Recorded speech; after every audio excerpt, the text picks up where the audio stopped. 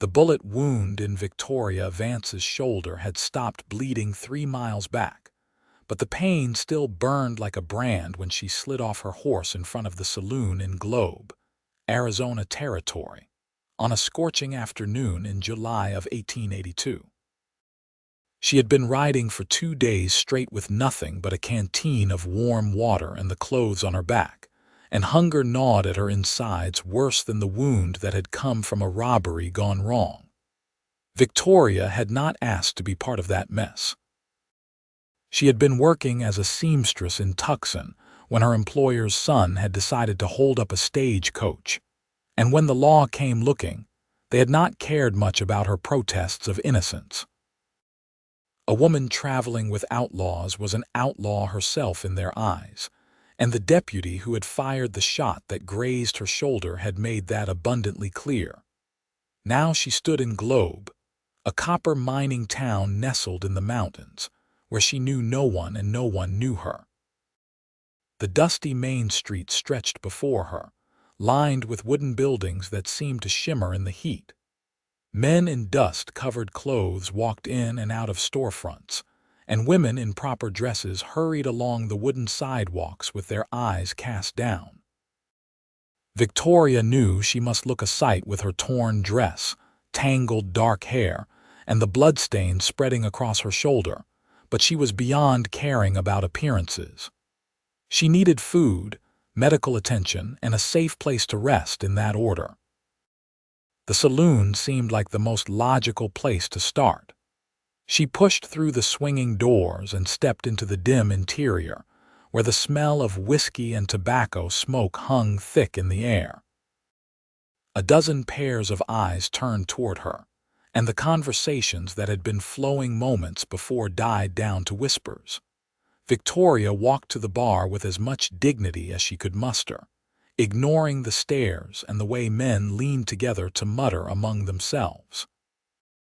The bartender, a heavy-set man with a thick mustache and suspicious eyes, wiped a glass with a dirty rag and looked her up and down. "I need a meal," Victoria said, her voice hoarse from lack of water. "Whatever you have available and a glass of water." The bartender set down the glass and crossed his arms over his barrel chest. "We do not serve your kind here." Victoria blinked, certain she had misheard. "Excuse me." "You heard me right enough. This is a respectable establishment. We do not serve women who come in here looking like they have been rolling in the dirt with every outlaw between here and the border." Heat flooded Victoria's cheeks, and it had nothing to do with the Arizona sun. "I am simply asking for a meal. I have money." She did have a few coins left in her pocket, though not many. "Your money is no good here," the bartender said flatly. "Now get out before I have someone remove you." Victoria glanced around the room, searching for even one sympathetic face among the crowd, but found none. The men looked at her with contempt or cold indifference, and the two women seated at a corner table turned their faces away as if the mere sight of her might somehow contaminate them. "Please," Victoria said, hating the desperation that crept into her voice. "I have been riding for days. I am injured and hungry. I just need something to eat." The bartender's expression did not change. "That sounds like your problem, not mine. Now get moving." Victoria felt her knees begin to shake, whether from hunger, exhaustion, or humiliation, she could not tell. She had faced many hardships in her 22 years, but something about this moment, this public rejection when she was at her lowest, threatened to break something inside her that she had always kept carefully protected. She was turning to leave, blinking back the tears that stung her eyes when a voice rang out from the back of the room. "Then she eats with me." Every head in the saloon turned toward the speaker. A man rose from a table in the corner, unfolding his tall frame with an easy grace that spoke of confidence and strength. He was perhaps 26 or 27, with sun-bronzed skin and dark hair that fell just past his collar. His eyes were a striking shade of green, unusual and arresting, and they were fixed on Victoria with an intensity that made her breath catch. He wore the typical garb of a working cowboy: worn denim trousers, a faded blue shirt, a leather vest, and a gun belt slung low on his hips. His hat hung on the back of his chair, and his boots made solid sounds on the wooden floor as he walked toward the bar. The bartender shifted his weight, looking uncertain. "Now, Garrett, you do not want to get mixed up with someone like her." "Someone like what?" The cowboy's voice was calm but carried an edge that made the bartender take a step back. "A woman who needs help. Last I checked, that is exactly the kind of person a decent man should be helping." "You do not know where she has been or what she has done," the bartender protested. "Look at her. She is clearly running from something." "I do not recall asking for your opinion on the matter," Garrett said. His hand did not move toward his gun, but something in his posture made it clear he would if necessary. "You will bring 2 plates of whatever you are serving today, along with water and coffee, to my table. And you will do it with a civil tongue in your head, or you and I are going to have a problem." The bartender opened his mouth, looked at Garrett's face, and apparently thought better of whatever he had been about to say. He gave a curt nod and turned toward the kitchen. Garrett looked at Victoria then, and his expression softened. "Miss, would you do me the honor of joining me for lunch?" Victoria felt tears threatening again, but for an entirely different reason. She nodded, not trusting her voice.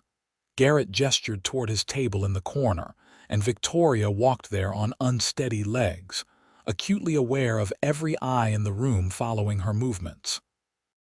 She sank into the chair across from where Garrett had been sitting, and he settled back into his own seat, positioning himself so that his back was to the wall and he could see the entire room.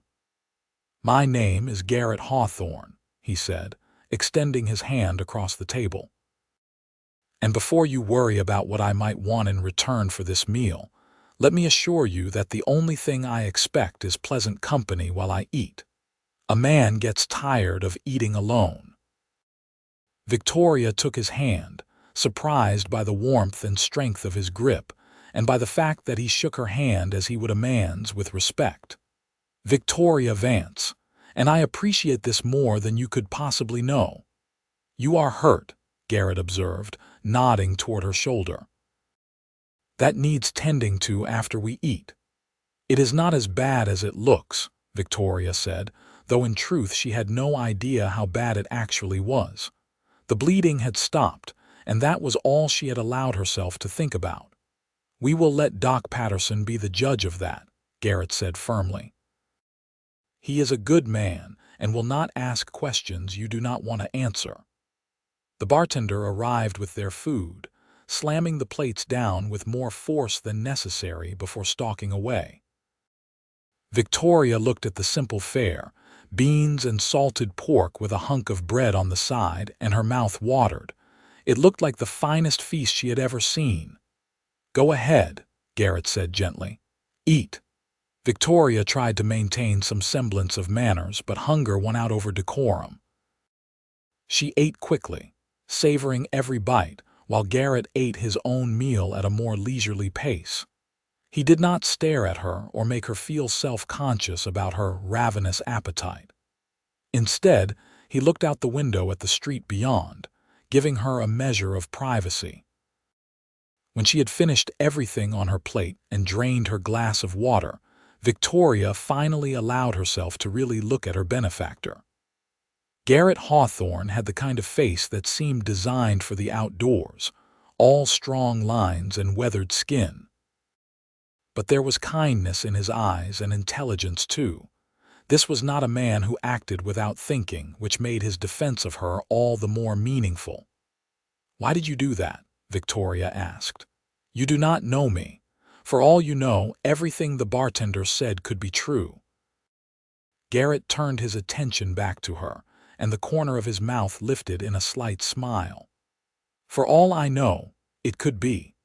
But I learned a long time ago that judging a person based on their appearance or their circumstances is a fool's game. I would rather judge them by their actions and their character, and those things take time to discover. Most people in this town seem to disagree with that philosophy, Victoria said, glancing around at the other patrons, who were still watching them with varying degrees of disapproval. Most people are afraid of anything different or unexpected, Garrett replied. Fear makes people cruel. I try not to let fear dictate my choices. That is a dangerous way to live in a place like this. Maybe. But it is the only way I know how to live and still look at myself in the mirror each morning. Victoria felt something shift inside her chest, a warming that had nothing to do with the food settling in her stomach.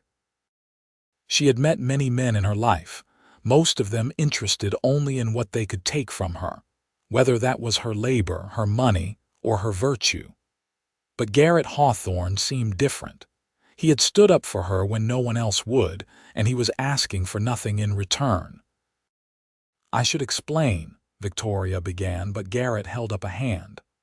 Not here, he said quietly. Too many ears. Let's get that shoulder looked at first, and then we can talk if you want to. But you do not owe me your story, Miss Vance. That is yours to share or keep as you see fit.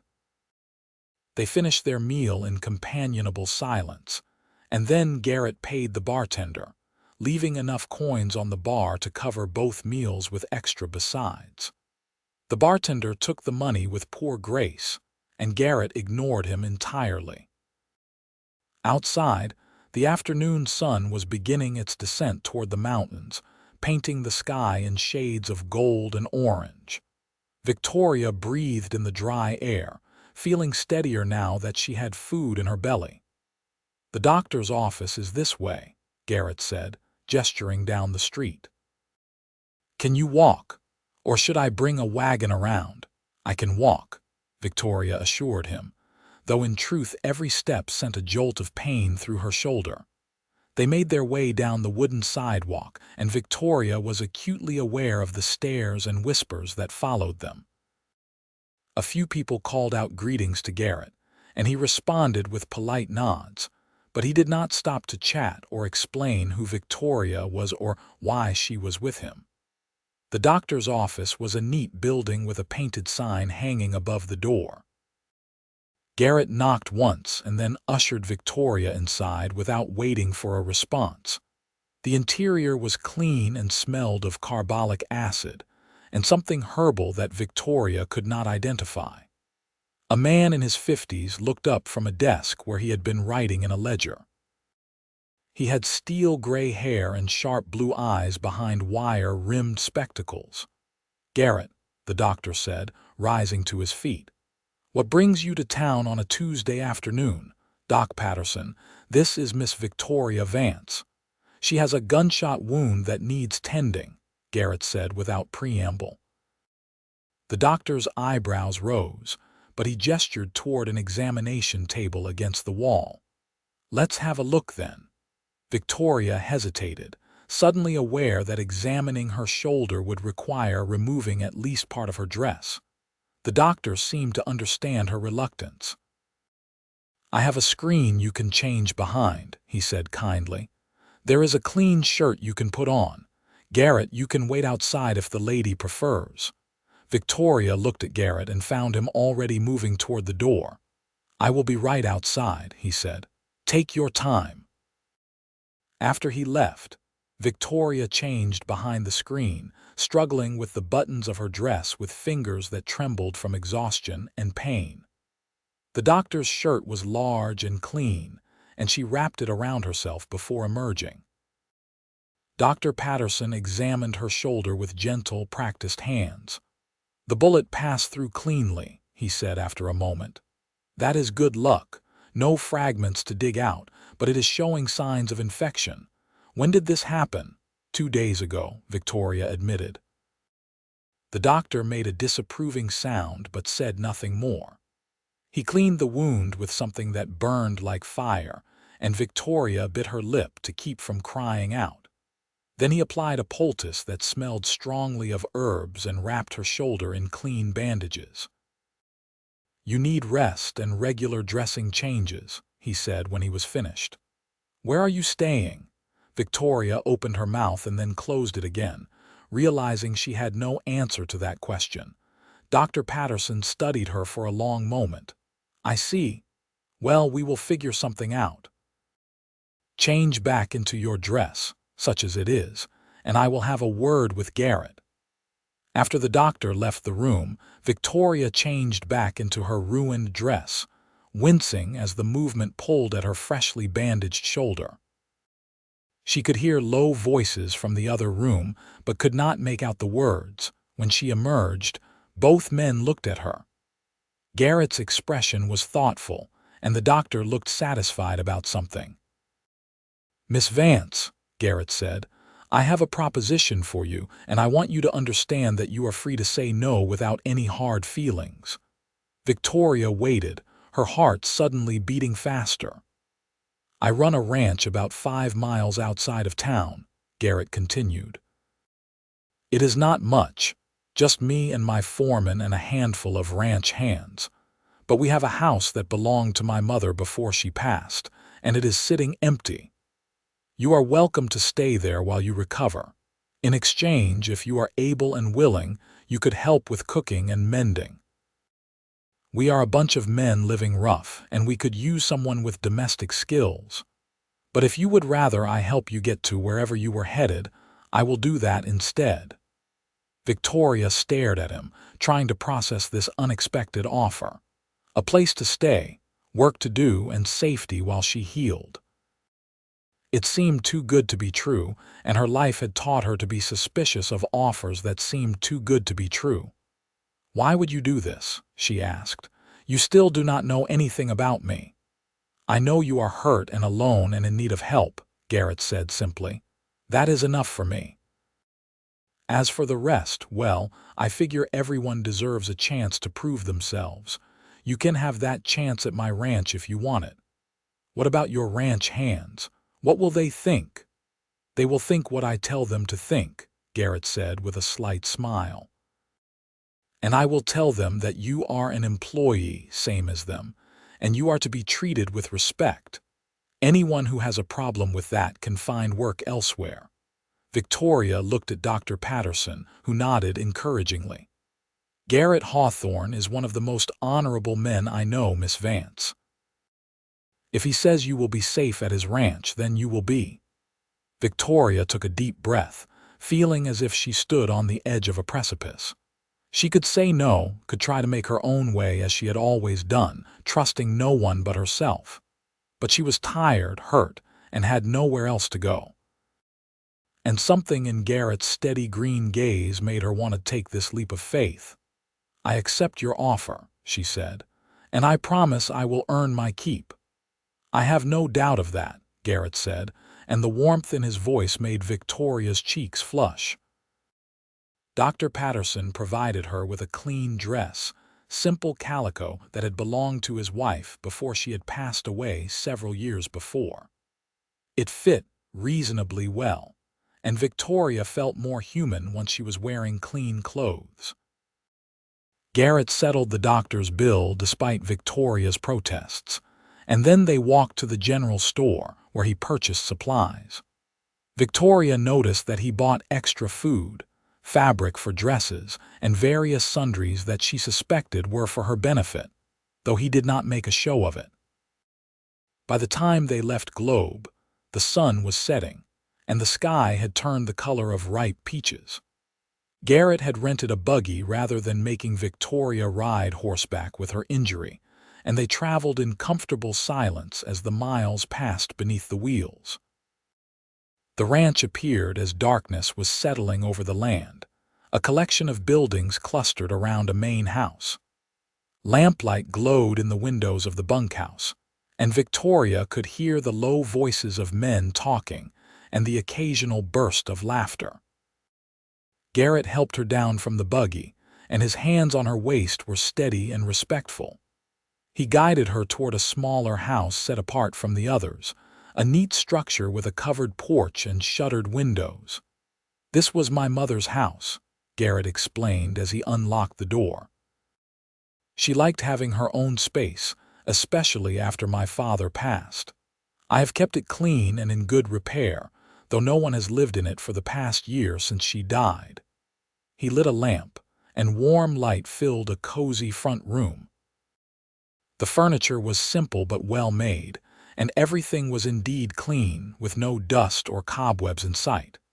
There was a small kitchen area, a bedroom visible through an open door, and a real bed with a quilt that looked handmade. "I will bring your supplies in," Garrett said. "There is water in the pitcher, and I will make sure someone brings fresh water every morning. The privy is around back. If you need anything, the main house is just across the yard. Do not hesitate to knock, no matter what time it is." Victoria looked around the little house, feeling emotion tighten her throat. "This is too much," she managed to say. "You have already done so much." "It is just a house that was sitting empty," Garrett said, though his eyes suggested he understood what she was really saying. "Get some rest, Miss Vance. Tomorrow is soon enough to worry about work and everything else." He brought in the supplies and then tipped his hat to her, a gesture that seemed both old-fashioned and charming. "Sleep well." After he left, Victoria sat down on the edge of the bed and let the tears come. She cried for the relief of being safe, for the kindness of a stranger, for the loss of the life she had been trying to build in Tucson, and for the uncertainty of what lay ahead.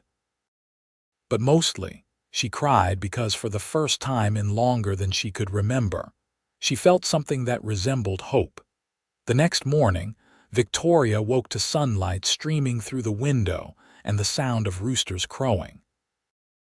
Her shoulder ached, but the pain was manageable, and she felt more rested than she had in weeks.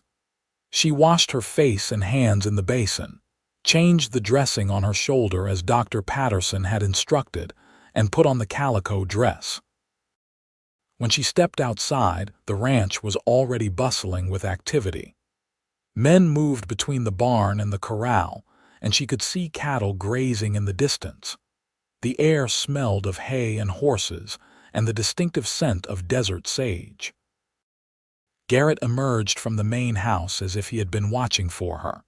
He wore his working clothes, and his sleeves were already rolled up to his elbows. "Good morning, Miss Vance. How is the shoulder?"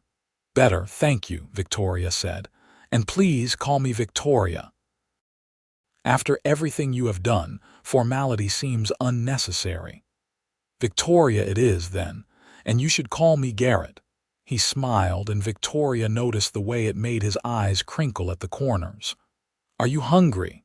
I was just about to make breakfast." "I thought I was supposed to be doing the cooking," Victoria said. "Not until you are healed. Doctor's orders." Victoria followed him into the main house, which was larger but no more fancy than her little cottage. The furniture was heavy and masculine, and there were signs of bachelor living everywhere. Dishes stacked in the basin, boots by the door, a shirt draped over the back of a chair waiting to be mended. Garrett proved to be a competent if uninspired cook, and they shared a breakfast of eggs, bacon, and coffee. As they ate, he told her about the ranch. He had inherited the land from his father 10 years ago when he was just 17 and barely old enough to manage such responsibility. Through hard work and determination, he had built it into a profitable operation running several hundred head of cattle. "It is not the biggest spread in the territory," he said, "but it is mine and I take pride in it." "You should," Victoria said. "You have accomplished a great deal." "What about you?" Garrett asked. "Where were you headed when you ended up in Globe?" Victoria hesitated, then decided he deserved at least some of the truth. She told him about her work as a seamstress in Tucson, about her employer's son and the botched robbery, about the law coming and her desperate flight when she realized they would not believe her innocence. "I did not know where I was going," she admitted. "I just knew I needed to get away." Globe seemed as good a place as any to stop. Garrett listened without interrupting, and when she finished, he nodded slowly. Do you think the law will come looking for you here? I do not know, Victoria said honestly. I hope not. I did not use my real name in Tucson. I was working as Victoria Vale, but I cannot be certain. We will deal with that if it happens, Garrett said firmly. In the meantime, you are safe here. I give you my word on that. Victoria wanted to believe him, wanted to trust in the strength she saw in him. But she had learned the hard way that safety was always temporary and promises could be broken. Over the following weeks, Victoria settled into life at the ranch. Her shoulder healed slowly but steadily, and as it did, she began to take on more of the work she had agreed to do.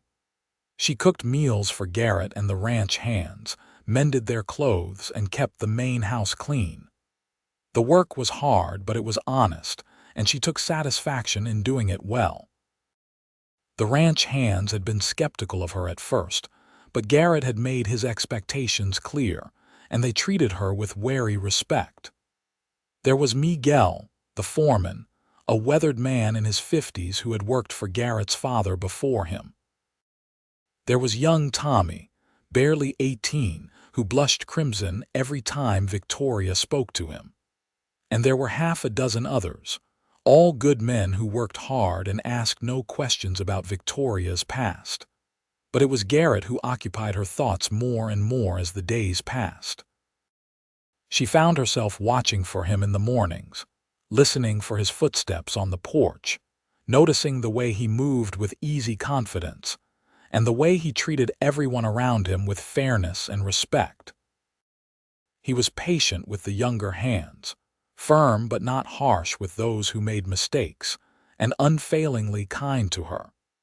They fell into a routine of having coffee together in the mornings before the day's work began, and often sitting on the porch in the evenings as the sun set. They talked about everything and nothing, books they had read, places they had been, dreams they harbored. Garrett told her about his plans to expand the ranch, to breed better cattle, to build a life that would last. Victoria found herself sharing things she had never told anyone, about her childhood as an orphan, about her determination to make something of herself, despite having no family or fortune. "You have already made something of yourself," Garrett said one evening as they watched the stars emerge in the darkening sky. "You are one of the strongest people I have ever met," Victoria laughed, but there was little humor in it. "Strong? I ran away from my problems. I showed up in your town half dead and desperate. That is not strength." "You survived," Garrett said simply. "You kept going when most people would have given up. You picked yourself up and started over. If that is not strength, I do not know what is." Victoria looked at him, at the sincerity in his expression, and felt her heart do something complicated in her chest. She was falling in love with Garrett Hawthorne, she realized. It was impractical and foolish and probably dangerous, but it was happening anyway, as inevitable as the sunrise. But she could not tell him. She had nothing to offer him but a tarnished reputation and a past that might catch up with her at any moment. Garrett deserved better than that. He deserved someone respectable, someone who could stand beside him in town without causing whispers and speculation. Summer turned to autumn, and the heat broke, replaced by cooler days and cold nights. Victoria had been at the ranch for 3 months, and it had begun to feel like home in a way that nowhere else ever had. She knew the rhythms of the place, knew which hens laid the best eggs and which horses were gentle enough for her to brush without fear.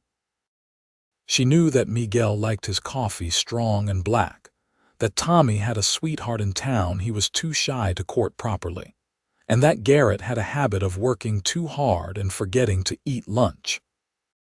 She had also begun to notice the way Garrett looked at her sometimes, when he thought she was not paying attention. There was something in his gaze that made her pulse quicken, something warm and intent that spoke of feelings he had not voiced. It all came to a head one evening in October when Garrett asked her to accompany him to a church social in Globe. The invitation was casual, almost offhand, but Victoria knew what it meant. Being seen together at a social gathering would be a statement, a public acknowledgement that they were something more than employer and employee. "I do not know if that is a good idea," Victoria said carefully. "People in town already have opinions about me."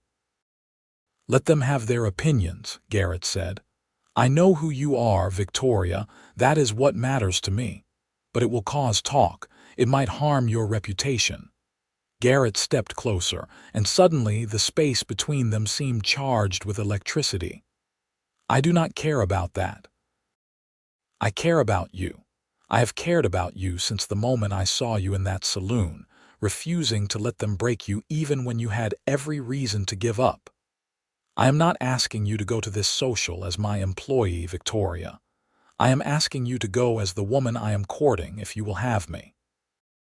Victoria's breath caught in her throat. She had imagined this moment in quiet daydreams, but the reality was so much more powerful than anything she had conjured in her imagination. Garrett stood before her, strong and honest and good, offering her something she had never dared to hope for. "I am not who you think I am," she whispered. "I have made mistakes. I have nothing to offer you." "You are exactly who I think you are," Garrett said gently. He reached out and took her hand, his thumb brushing over her knuckles. "You are brave and kind and resilient. You work harder than anyone I know. You make me laugh, and you make me want to be a better man. As for having nothing to offer, Victoria, you have already given me more than you know. You have given me hope for a future that includes more than just work and loneliness." Tears pricked at Victoria's eyes. "The people in Globe will not accept me. Then we will change their minds, together." Garrett's hand tightened on hers. "I am not going to pretend this will be easy. People can be small-minded and cruel, but I am willing to face that if you are. The question is, do you feel the same way about me that I feel about you?" Victoria looked up into his green eyes and saw her own feelings reflected there. She thought about the past 3 months, about the quiet moments and shared laughter, about the way Garrett made her feel safe and valued and cherished. She thought about the alternative, about walking away from this to protect him or herself, and realized she could not do it. For once in her life, she wanted to be brave enough to reach for happiness. "Yes," she said softly, "I feel the same way." The smile that broke across Garrett's face was like sunshine. And then he was pulling her close, mindful of her still healing shoulder, and kissing her with a tenderness that made her knees weak. Victoria melted into him, into the warmth and strength of his embrace, and for the first time in her life, she felt like she had truly come home. When they finally broke apart, both breathing hard, Garrett rested his forehead against hers. "Is that a yes to the church social?" Victoria laughed, feeling giddy and terrified and wonderfully alive. "Yes, it is a yes." The church social was held on a Saturday evening in the churchyard, with tables laden with food and lanterns strung between the trees. Victoria wore her best dress, one she had made herself from fabric Garrett had bought for her, and she had pinned up her hair in a style that was both practical and flattering.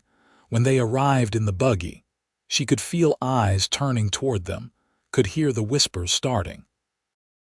Garrett helped her down and offered his arm, and Victoria took it, holding her head high. They were greeted by the minister, a kind-faced man named Reverend Thomas, who welcomed them warmly. But the warmth did not extend to everyone. Victoria saw women drawing back their skirts as if afraid she might contaminate them, saw men looking at her with expressions ranging from curiosity to condemnation. Garrett seemed oblivious to it all, or perhaps he simply chose not to acknowledge it. He introduced Victoria to people, fetched her a plate of food, and stayed close by her side. His hand remained at the small of her back, a steady, reassuring presence. They were standing by the dessert table when a woman approached them. She was perhaps 40, well-dressed and imperious, with the kind of face that seemed permanently set in lines of disapproval. "Mr. Hawthorne," she said, her voice carrying across the gathering. "I am surprised to see you here with what did you call her, your employee, Mrs. Henderson," Garrett replied evenly. "I am here with Miss Vance, who is not only my employee but also the woman I am courting. I hope that clarifies matters." Mrs. Henderson's eyes widened, and Victoria heard gasps from the people nearby. "Courting? Garrett, surely you cannot be serious." "This woman showed up in town looking like a common criminal. No one knows anything about her family or her background." "I know everything I need to know," Garrett said, and there was steel in his voice now. "And I would appreciate it if you would speak to her and about her with respect." "Respect?" Mrs. Henderson's voice rose. "She does not deserve respect. Women like her are the reason respectable ladies cannot even walk down the street without fear of being accosted." Victoria felt her face burning, felt the old shame trying to rise up and choke her. But before she could speak, before she could defend herself, Garrett stepped forward. "That is enough," he said, and his voice cut through the murmurs like a knife. "You do not know Victoria, you have made no effort to know her. You have simply judged her based on appearances and rumors. If that is what passes for Christian charity in this community, then I am ashamed to be a part of it." The churchyard had gone silent. Everyone was staring at them now, and Victoria wanted nothing more than to disappear. But Garrett was not finished. "Victoria Vance is one of the finest people I have ever had the privilege to know. She is honest, hardworking, and kind. She has faced hardships that would have broken most people, and she has come through them with her dignity intact. If you cannot see that, if you cannot find it in your hearts to give her a chance, then that says far more about you than it does about her." He turned to Victoria and offered his hand. "Would you like to leave?" Victoria looked at his face, at the determination and the quiet fury there, and she felt something fierce and bright unfold in her chest. This man was willing to stand against his entire community for her.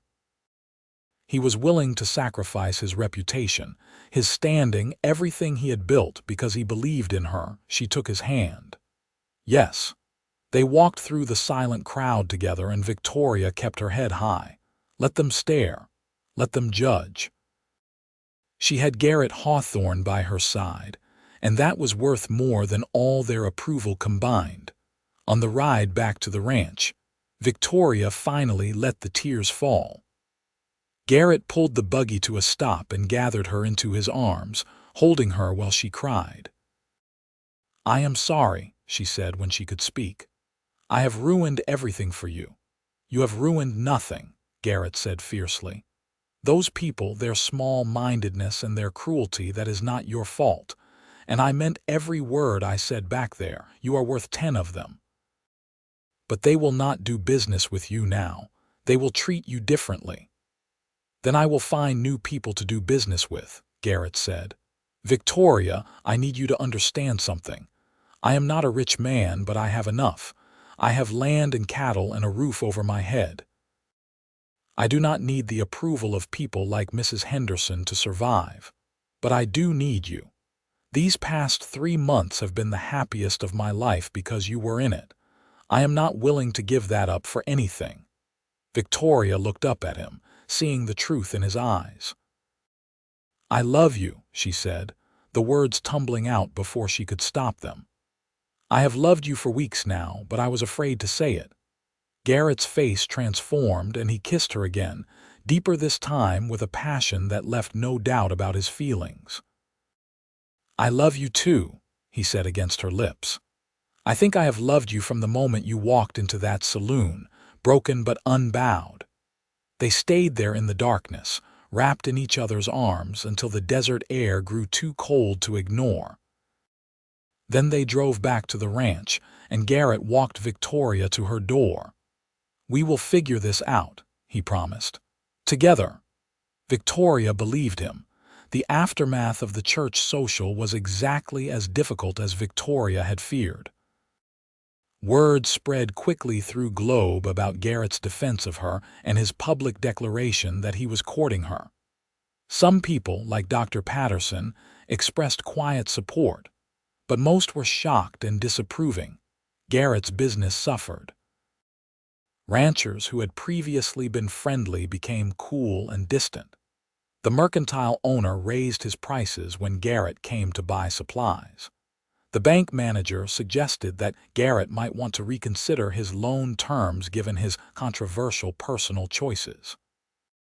Through it all, Garrett remained steadfast.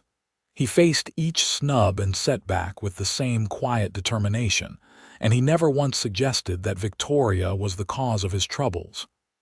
Instead, he treated her with even more public affection, as if daring the town to say something about it. Victoria, for her part, threw herself into her work at the ranch. She could not change the minds of the people in Globe, but she could make Garrett's life easier in every way she knew how.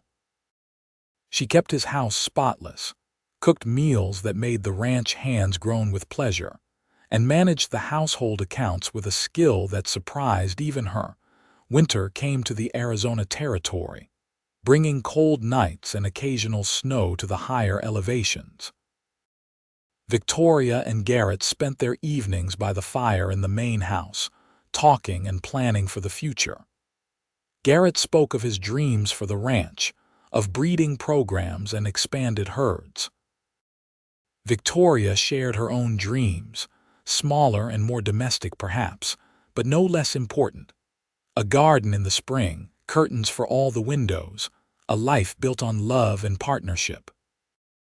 On Christmas Eve, with snow falling gently outside and a fire crackling in the hearth, Garrett knelt before Victoria with a simple gold ring.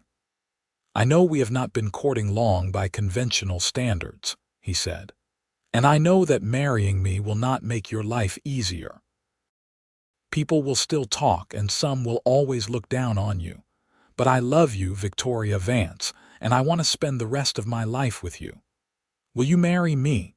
Victoria looked at the ring, at Garrett's hopeful face, and felt her heart overflow with love and gratitude and joy. "Yes," she said. "Yes, I will marry you." He slipped the ring onto her finger and they kissed as the snow continued to fall outside, blanketing the world in white and making everything feel clean and new. They were married in January of 1883 in a small ceremony at the ranch. Reverend Thomas agreed to perform the service despite the controversy, and Dr. Patterson stood as witness. Miguel and the ranch hands attended, along with a handful of other people from town who had decided to judge Garrett and Victoria by their character rather than by gossip. Mrs. Henderson and her circle were notably absent, but Victoria found she did not care. She stood beside Garrett in the main room of the ranch house, wearing a cream-colored dress she had sewn herself, and spoke her vows with a full heart. Garrett's voice was steady and sure as he promised to love and cherish her for all his days, and when he kissed her as his wife for the first time, Victoria felt as if her life was finally beginning. The months after their marriage brought new challenges and new joys. Some people in Globe continued to shun them, but gradually, others began to soften. They saw that Victoria was not the scandalous woman they had imagined, but a respectable wife who attended church, contributed to charity efforts, and conducted herself with dignity. They saw that Garrett's ranch continued to thrive despite the initial business setbacks, and that the couple seemed genuinely happy. Slowly, grudgingly, acceptance began to replace condemnation.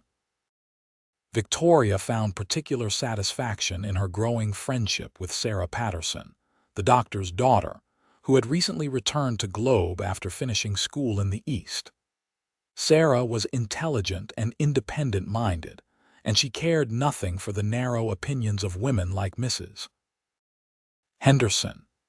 She and Victoria bonded over their shared love of reading and their frustration with the limited roles available to women in frontier society.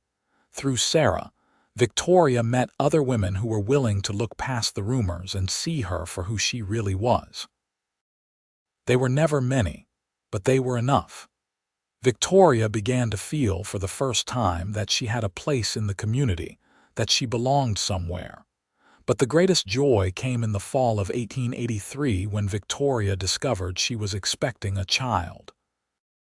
She told Garrett one evening as they sat on the porch watching the sunset, and his face lit up with a happiness so pure and intense that it brought tears to her eyes. "We are going to be parents," he said wonderingly, placing his hand gently on her still flat stomach. "You have made me the happiest man alive, Victoria Hawthorne." The pregnancy progressed smoothly, and Garrett fussed over her with an attentiveness that was both endearing and occasionally exasperating. He insisted she rest more, work less, and eat enough for 3 people. Victoria tolerated his hovering with good humor, knowing it came from a place of love and concern. In May of 1884, on a warm spring morning with wildflowers blooming across the desert, Victoria gave birth to a son. The labor was long and difficult, but Dr. Patterson was there to guide her through it, and Garrett never left her side, holding her hand and murmuring encouragement.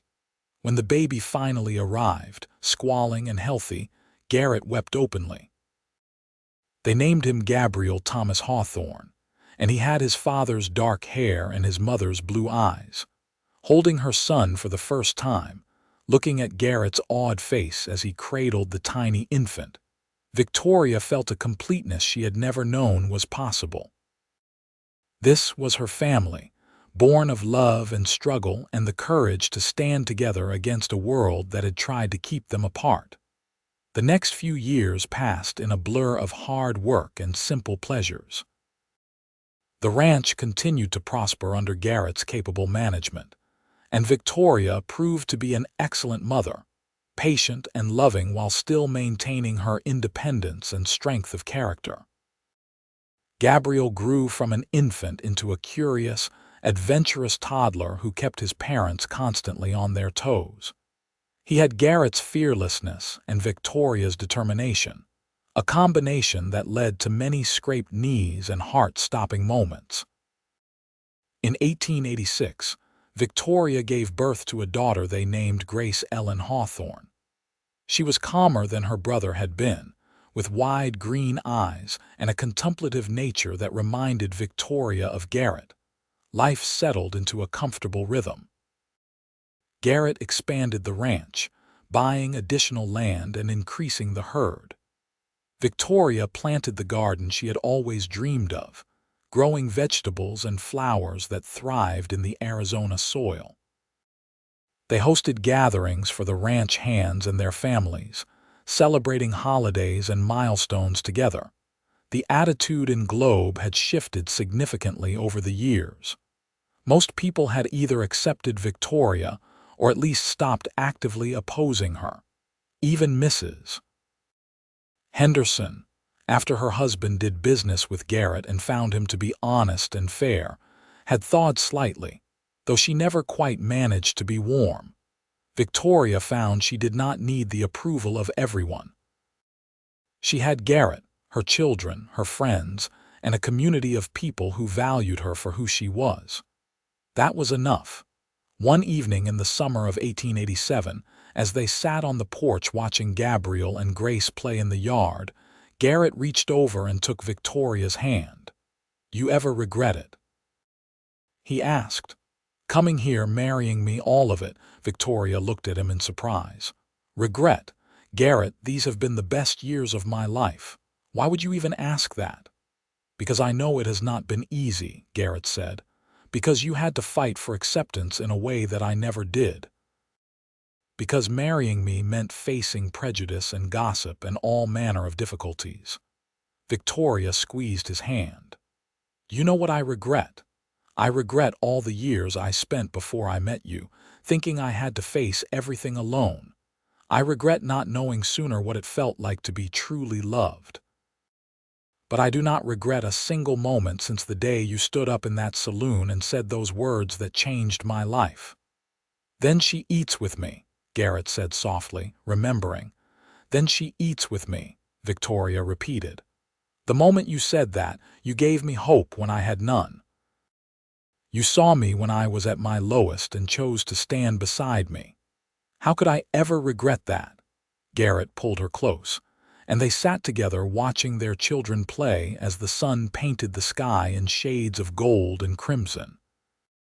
Victoria rested her head on his shoulder and thought about the long, unlikely journey that had brought her to this moment, to this man, to this life. In 1888, they welcomed a third child, another son they named Samuel James Hawthorne. He had Victoria's dark hair and Garrett's green eyes, and he was born healthy and strong. The ranch house, which had once seemed so large and empty, now rang with the sounds of children's laughter and running feet. Victoria's days were full to bursting with cooking, cleaning, teaching, and caring for 3 active children. But she had never been happier. Garrett proved to be a wonderful father, patient and playful while still maintaining the discipline necessary to raise respectful children. He taught Gabriel and Grace to ride as soon as they were old enough to sit a horse, and he spent hours with them, sharing his knowledge of the land and the animals. Victoria watched him with their children and fell in love with him all over again, seeing new depths to the man she had married. By 1890, the ranch had grown into one of the most successful operations in the territory. Garrett employed more than a dozen men full-time, and during Roundup, that number swelled to twice that. The cattle bearing the Hawthorne brand were known for their quality, and buyers came from as far away as Kansas City to purchase stock. But success did not change Garrett. He still worked alongside his men, still got his hands dirty, and still treated everyone from the newest ranch hand to the wealthiest buyer with the same respect and fairness. Victoria had found her own calling beyond just being a wife and mother. She had started a small school on the ranch for the children of the workers, teaching them reading, writing, and arithmetic. What had started as lessons for Gabriel and Grace had expanded to include a dozen children, and Victoria discovered she had a talent for teaching. She also continued her sewing, now creating beautiful clothes not just for her family, but also taking commissions from women in town. Her work was sought after for its quality and artistry, and the income, though modest, was her own. In the spring of 1892, Victoria's past finally caught up with her in a way she had always feared. A man arrived in Globe, a federal marshal investigating the Tucson robbery that had happened 10 years before. He had followed a lead that suggested one of the accomplices had fled to the Globe area. Dr. Patterson sent word to the ranch, and Garrett and Victoria sat down to discuss what to do. The children were in bed, and the house was quiet around them. "I could run again," Victoria said, though the thought of leaving everything she had built made her feel sick. "No," Garrett said firmly. "You have done nothing wrong, and we are not running. We will face this together."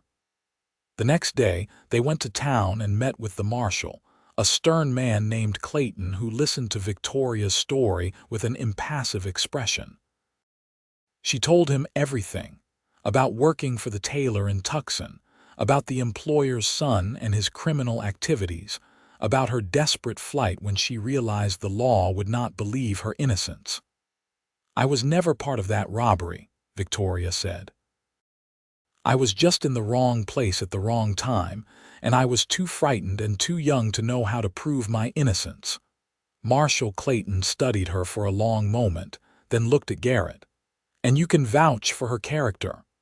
"Absolutely," Garrett said without hesitation. "My wife is one of the most honest people I know. She has lived here for 10 years now, and in that time, she has been a model citizen. She teaches children, contributes to the community, and has never given anyone cause to question her integrity. Dr. Patterson added his own testimony, as did Reverend Thomas and several others who had come to know and respect Victoria over the years. Even Mrs. Henderson, in a surprising turn, spoke in Victoria's defense, noting that while she had initially had doubts, Victoria had proven herself to be respectable. Marshal Clayton listened to it all, then pulled out a file and showed Victoria a wanted poster. The woman in the sketch looked nothing like Victoria. She was older, harder-faced, and the name listed was completely different. "The woman I am looking for is Maria Cortez," the marshal said. "She was positively identified as one of the robbers." The tailor's son confessed before he hanged that she was his accomplice and that they framed an innocent seamstress to cover her escape. Victoria felt her knees go weak with relief, and Garrett's arm came around her waist, supporting her. "You are not a suspect, Mrs. Hawthorne," the marshal continued. "In fact, you may have been a victim of the real criminals. I am sorry you were put through that ordeal, and I am glad to see you have made a good life for yourself." After the marshal left, Victoria cried in Garrett's arms, finally releasing 10 years of fear and worry. The past could no longer hurt her. She was free, truly free for the first time in her adult life. The years continued to pass, bringing the joys and sorrows that are part of any life. Miguel retired in 1895, and Garrett threw him a party that brought people from 3 counties. Tommy married his sweetheart and settled on a small piece of land adjacent to the Hawthorne Ranch, becoming one of Garrett's most trusted neighbors. Gabriel grew into a strong, capable young man who loved the ranch and wanted nothing more than to work alongside his father. Grace proved to have her mother's talent for sewing and her father's head for business, creating beautiful embroidered pieces that sold for impressive prices. Samuel was the scholar of the family, always with his nose in a book, dreaming of going to university. In 1898, Victoria's school had grown so successful that the town built a proper schoolhouse and asked her to be the teacher. She accepted, proud to contribute to the education of the next generation. Garrett and Victoria grew older together, their love deepening with each passing year. They still sat on the porch in the evenings, still talked about everything and nothing, still held hands like newlyweds. On their 15th wedding anniversary, Garrett surprised Victoria with a trip to San Francisco. They left the children in the capable care of the ranch staff and spent 2 weeks exploring the city, seeing the sights, and enjoying time alone together. It was on that trip, standing on a cliff overlooking the Pacific Ocean, that Victoria finally told Garrett something she had been thinking for years. "You saved my life," she said. "That day in the saloon in Globe, you did not just give me a meal. You gave me hope, you gave me a chance, and you gave me a future.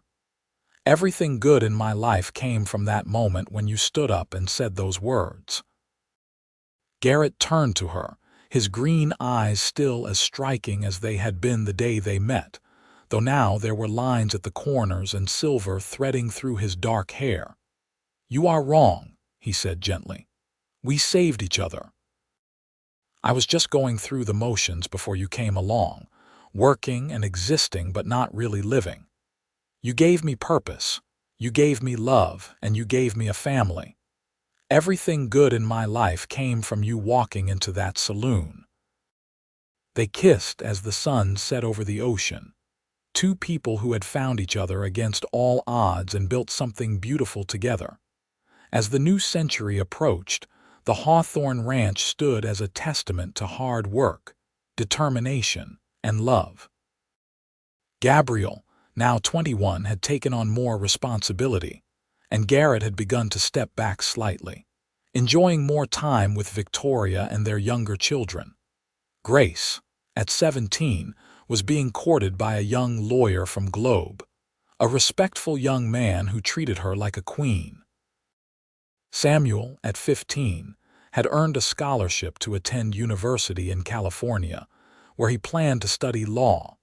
On New Year's Eve of 1899, as the 19th century drew to a close, the Hawthornes hosted a grand party at the ranch. Friends and neighbors came from miles around to celebrate, filling the house and yard with laughter and music. Victoria stood on the porch, watching the festivities, and marveled at how her life had turned out. 18 years ago, she had been a desperate woman with a bullet wound and no prospects. Now she was surrounded by family and friends, loved and respected, with a life richer than she had ever dared to dream. Garrett found her there and pulled her into his arms. "Happy New Year, my love." "Happy New Year," Victoria replied, kissing him soundly. "Here is to the next century together." In the years that followed, the Hawthorne family continued to grow and flourish. Gabriel married a rancher's daughter from a neighboring county, and they gave Garrett and Victoria their first grandchildren, twin boys born in 1902. Grace married her lawyer and moved to Phoenix, where she opened a dress shop that became famous throughout the territory. Samuel graduated from university and returned to Globe to practice law, becoming known for his passionate defense of those who could not afford to pay. Garrett and Victoria grew old together on the ranch they both loved. They watched their grandchildren grow, saw Arizona achieve statehood in 1912, and marveled at the changes sweeping through the world. But some things never changed. Their love for each other, the strength of their family, and the memory of that day in Globe when a cowboy had stood up for a stranger and changed both their lives forever. In 1920, as they celebrated their 37th wedding anniversary, Victoria and Garrett sat on the porch they had sat on countless times before. They were both in their 60s now, gray-haired and weathered by sun and time, but their hands still fit together perfectly, and their eyes still held love when they looked at each other. "You remember that first meal we shared?" Victoria asked. "In the saloon in Globe." "I remember everything about that day," Garrett said.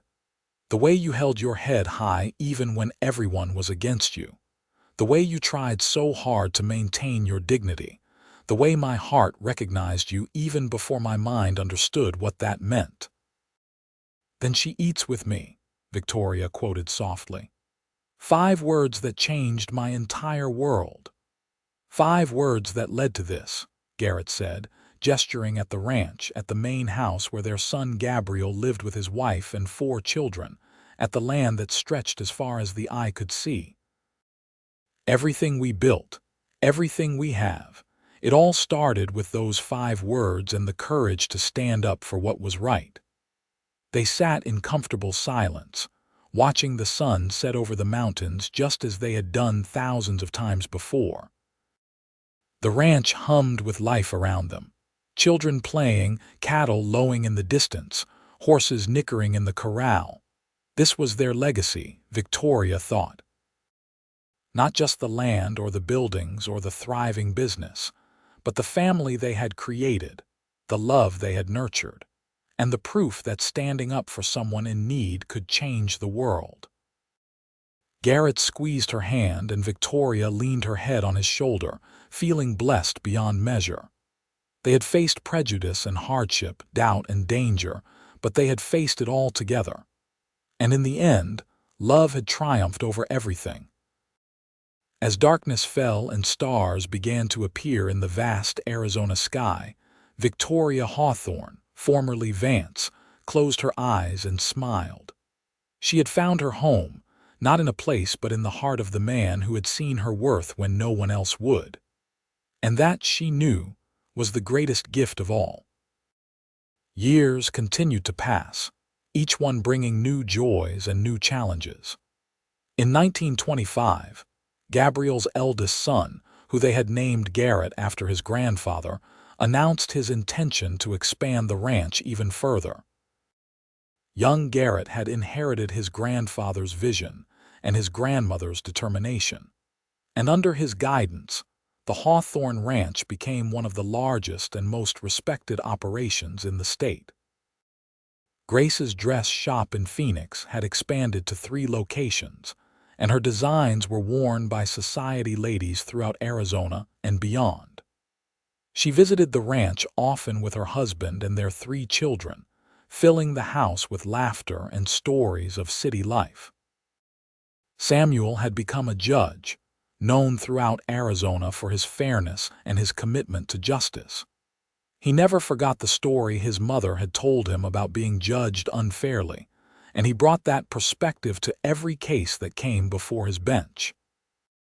He married late, at 35, to a schoolteacher who shared his passion for education and equality, and they had 2 daughters who were as bright and determined as their father. Garrett and Victoria watched it all with pride and gratitude. They had created not just a family, but a legacy of standing up for what was right, of judging people by their character rather than their circumstances, of leading with love and compassion. In the spring of 1928, the town of Globe held a celebration honoring Garrett for his 45 years of contribution to the community. The ceremony was held in the same churchyard where the infamous social had taken place so many years before, and the irony was not lost on anyone. The mayor, a young man who had not even been born when Garrett had defended Victoria, gave a speech praising Garrett's integrity, his business acumen, and his unwavering commitment to doing what was right regardless of popular opinion. Garrett Hawthorne has shown us all what it means to be a man of principle, the mayor said. He has built one of the finest ranches in Arizona, raised a remarkable family, and contributed immeasurably to this community. But perhaps his greatest contribution has been his example. He has shown us that true character is revealed not in easy times, but in how we treat those who are struggling, how we stand up for those who cannot stand up for themselves. Victoria sat in the front row, watching her husband receive the recognition he so richly deserved, and her eyes were bright with tears. The woman who had once been turned away from this town's establishments now sat in a place of honor, respected and beloved by the same community that had once rejected her. After the ceremony, Mrs. Henderson, now elderly and frail, approached Victoria. The 2 women had never been close, but over the years, a grudging mutual respect had developed between them. "I owe you an apology," Mrs. Henderson said, her voice shaking slightly. "For how I treated you all those years ago, I was wrong and I have regretted it for a long time." Victoria took the older woman's hands in hers. "We were both younger then," she said gently, "and we have both learned and grown. There is nothing to forgive." Mrs. Henderson's eyes filled with tears. "You are a better woman than I ever was. Garrett knew that from the beginning. I am just sorry it took me so long to see it." After Mrs. Henderson walked away, Garrett came to Victoria's side and wrapped his arm around her waist. "You handled that with grace," he said. "I learned from the best," Victoria replied, smiling up at him. "You taught me that holding on to anger and bitterness only hurts yourself. Forgiveness is freedom." They walked through the crowd together, greeting friends and neighbors, surrounded by their children and grandchildren. It was a far cry from that night 45 years ago when they had left this same churchyard in silence and disgrace. In 1930, Garrett and Victoria celebrated their 47th wedding anniversary quietly at the ranch. Garrett's health had begun to decline slightly, nothing serious but enough to remind them both that they would not live forever. They spent the day together, just the 2 of them, reminiscing about their life together. "If you could go back," Garrett asked as they sat on the porch watching another sunset, "would you change anything? Victoria thought about it seriously. She thought about the hardships, the struggles, the pain of those early days. She thought about the prejudice they had faced, the difficulties they had overcome. "Not a single thing," she said finally. "Every struggle made us stronger. Every hardship brought us closer together. Every obstacle we overcame proved that our love was worth fighting for. I would not trade any of it." Garrett smiled and kissed her forehead. "Good answer." They sat together as the light faded, two people who had found each other in the most unlikely of circumstances and built a love that had lasted a lifetime. Around them, the ranch hummed with life. Gabriel and his family in the main house, ranch hands in the bunkhouse, cattle grazing in the pastures. This was what love looked like, Victoria thought. Not just the romance and the passion, though they had shared plenty of both over the years. But this, the quiet companionship, the shared history, the comfort of knowing someone completely and being completely known in return. "I love you," she said, not for the first time and certainly not for the last. "I love you too," Garrett replied, his voice warm with the affection of nearly 5 decades together. "From that first moment in the saloon until my last breath, you have been and will always be the greatest blessing of my life." As the stars emerged in the darkening sky, Victoria leaned against her husband and thought about those 5 words that had started everything. "Then she eats with me." Such simple words, but they had contained the seeds of everything that had grown between them. In defending her, Garrett had shown her what real love looked like.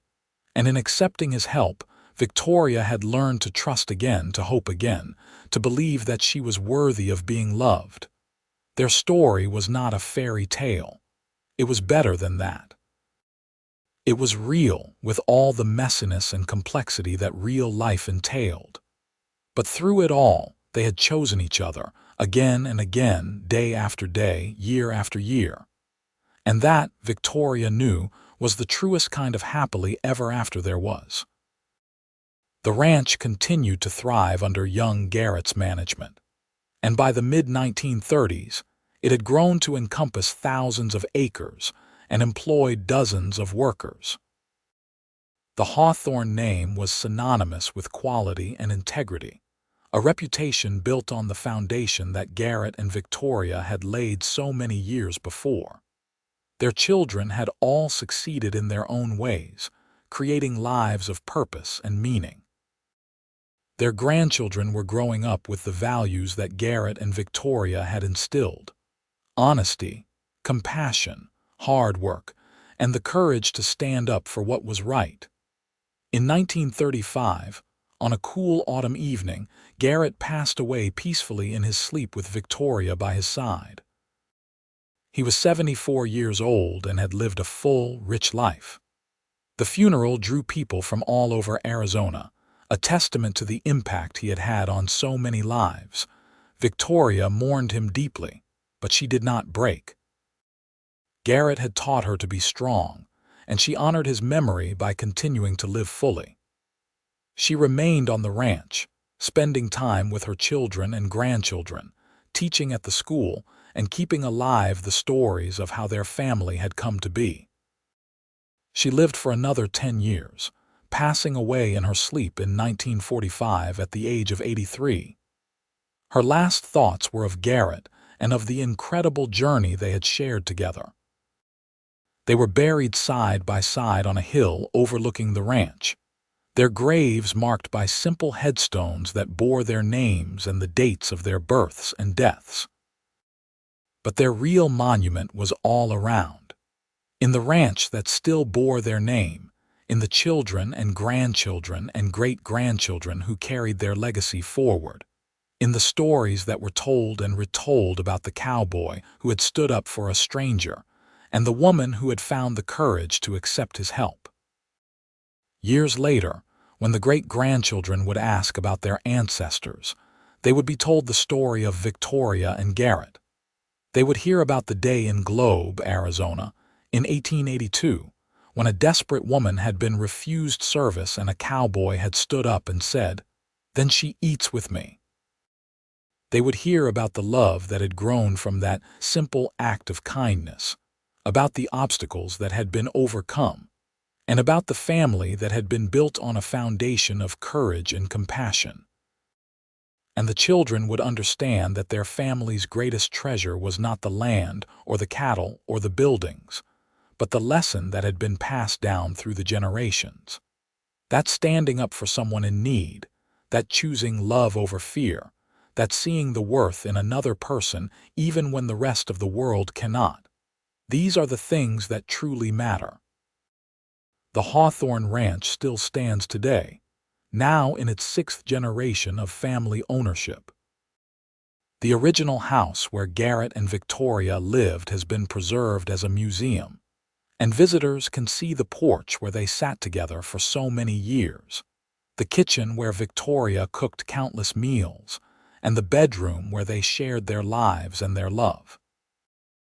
On the wall in what was once the front room hangs a photograph taken on their 50th wedding anniversary, a celebration they had planned but did not quite reach. In the image, captured by an enterprising photographer in 1933, Garrett and Victoria sit close together on their beloved porch. Garrett's hand rests on Victoria's, their fingers intertwined as they had been for nearly half a century. Both are smiling, their faces lined with age but radiant with love. Beneath the photograph is a plaque that tells their story in brief, but it ends with the words that started everything. "Then she eats with me." 5 simple words that changed 2 lives, built a family, and created a legacy that would endure for generations. The story of Garrett and Victoria Hawthorne is more than just a love story. It is a reminder that every person has worth, that kindness can change the world, and that standing up for what is right, even when it is difficult, even when it costs you something, is always worth it. Their love was not perfect, but it was real. Their life was not easy, but it was full. And their story, born in a moment of crisis and courage in a small Arizona town in 1882, continues to inspire everyone who hears it. In the end, they proved that love, real love, the kind that stands the test of time and overcomes every obstacle, is not about grand gestures or perfect circumstances. It is about choosing each other, again and again. It is about standing together when the world is against you. It is about seeing the best in someone even when they cannot see it in themselves. It is about a cowboy who looked at a desperate, wounded woman and saw not a problem or a scandal, but a person worthy of respect and help. And it is about a woman who accepted that help and, in doing so, found not just a meal or a place to stay, but a home, a family, and a love that would last a lifetime. Their story began with 5 words in a dusty saloon in Globe, Arizona, and it grew into something beautiful and enduring. And though Garrett and Victoria are long gone, their legacy lives on in the ranch, in their descendants, and in the lesson they left behind. That love and courage can triumph over anything, and that sometimes the most powerful thing you can do is stand up and say, "Then she eats with me."